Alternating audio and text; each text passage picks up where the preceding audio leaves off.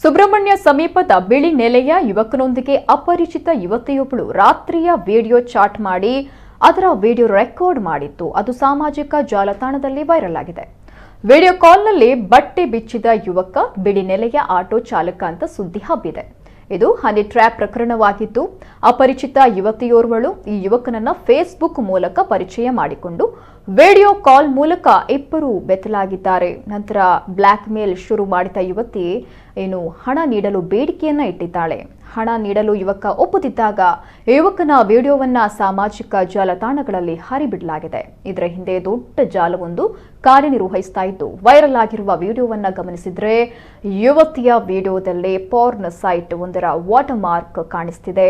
ಬಿಳಿ ನೆಲೆಯ ಯುವಕನಿಗೆ ಇದು ಲೈವ್ ವಿಡಿಯೋ ಕಾಲ್ ಅಂತ ನಂಬಿಸಿ ಆತನನ್ನ ಬೆತ್ತಲಾಗುವಂತೆ ಪ್ರಚೋದಿಸಲಾಗಿದೆ. ಈ ವಿಡಿಯೋ ಈಗ ಎಲ್ಲೆಡೆ ವೈರಲ್ ಆಗ್ತಾ ಇದ್ದು, ಬಡಪಾಯಿ ಆಟೋ ಚಾಲಕನ ಮಾನ ಮಾತ್ರ ಹರಾಜಾಗಿದೆ.